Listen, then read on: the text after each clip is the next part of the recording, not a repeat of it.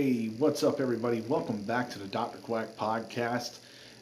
Got a little busy today, so I've got to do a few things. I figured I'd do it now because, let me tell you, there's some things been on my mind. First off, let's cover Super Bowl 54. Chiefs, Niners. It was a good Super Bowl, really was. I was not too unimpressed with it, but it was kind of predictable. I was hoping the Niners would win, but Andy Reid finally gets his ring. This is why I say, football is so predictable. It's really bad. I mean, the storylines that come out left and right, but it is what it is. So, congratulations to the Chiefs. Congratulations to Patrick Mahomes on winning a Super Bowl MVP. And congratulations to the rest of the world because nobody's talking about this Super Bowl. What are they talking about? They're talking about the halftime show. Shakira over there with J-Lo. I'm telling you, I was impressed. I mean, when you're 45, 50 years old and doing that kind of stuff there, yes, I know some people are like, oh my God, it was so graphic and kids shouldn't be seeing this and da-da-da-da-da. And I'm like, really? Really? Come on, guys. I mean, we all remember Janet Jackson's boob coming out during the Super Bowl. We all saw half a titty. It happens. We all saw it. I thought it was great. I was impressed by it. People were mad because she flew the Puerto Rican flag. I was okay with it. That's fine with me. Got to represent, and that's what she did. I thought it was really a great halftime show. One of the better ones I've seen. Honestly, though, will they ever have Metallica on one of these halftime shows? I'm just trying to figure that out. Metallica, they just go out there and the day before, usually in the 49ers Stadium, Candlestick Park where it used to be, they would host a concert the day before the Super Bowl and sell it out.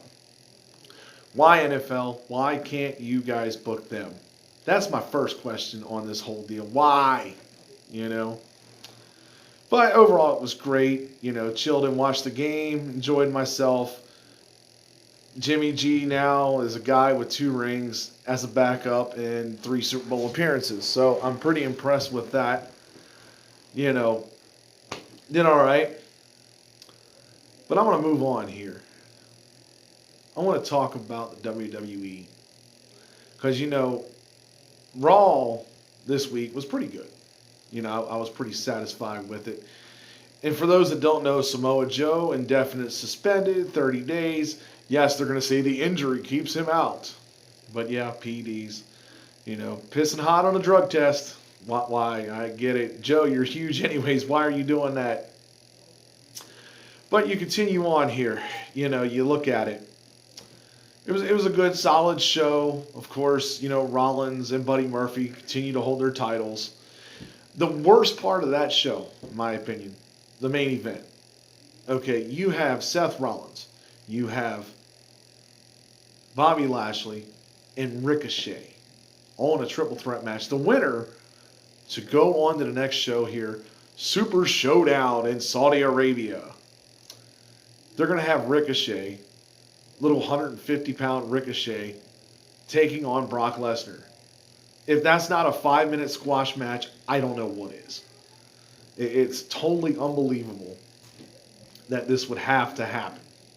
But that's what they want to do.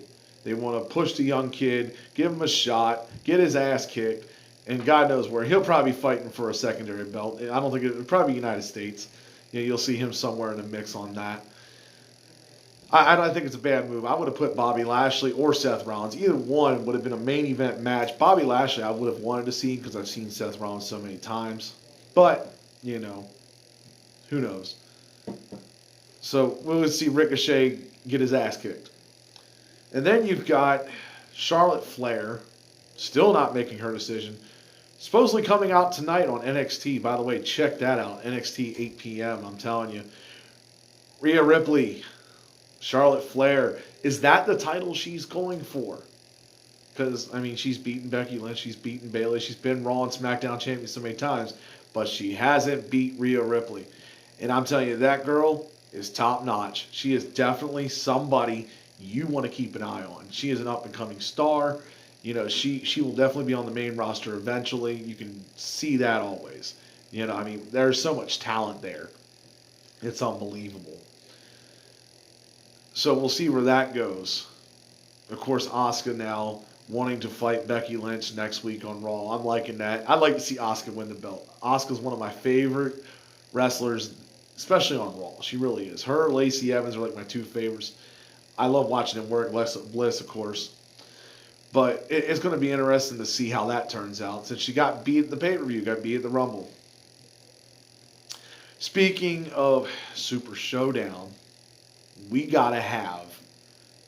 This is what I get it. Super Showdown is basically Saudi Arabia paying a lot of money for guys to come over and wrestle. And not just, any guys. They're paying names and legends and Hall of Famers that shouldn't be doing this much anymore. Edge. I'm happy Edge is back. Edge had a 10-year off time. Still looked in decent shape. Still looked like he can do. That's a positive, for guys coming back. The negative is Goldberg. I'm sorry. You botched with him and The Undertaker. Yes, Dolph Ziggler carried your ass, and it didn't look great, but it passed. Not spectacular. So I'm expecting The Undertaker to make an appearance there. There have always been rumors about Sting, but now Goldberg comes out on Friday night and wants to, announce what he's going to do. Rumors are he's going to fight Baron Corbin. I feel that's a good move for Baron Corbin on his part because the guy is, going up the ranks. And to beat a legend will be a great thing. I hope he does. I hope he wins that. Goldberg, though, seriously, I just, why? Why, man? We've already seen you twice over the last 6 months, and neither one were entirely impressive. But that's just the way it is. Ain't nothing you can really do about that. So, my movie of the week, since we're moving off topics here, I'm going with my movie of the week here. And you want to see a good one? Check out this cheesy 80s horror movie. Well, actually early 90s. Let's go with that. It's called Dr. Giggles. It was the gimmick that really inspired me to be Dr. Quack. It was the movie that worked out because Dr. Giggles, he played his menacing role.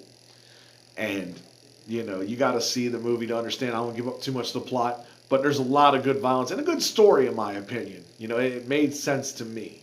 So check that out. I'd like to thank you all for tuning in. I appreciate every one of you. If you can, like, subscribe, share this video right down the bottom of this video. Do that for me. I really would appreciate it. I'd like more people to watch, and I'd like to get more people's opinions. What do you think about the show? What should I talk about next? Because, like I said, in the upcoming weeks, I will have special guests coming on here. So stay tuned for that. Thank you very much, and I'm out.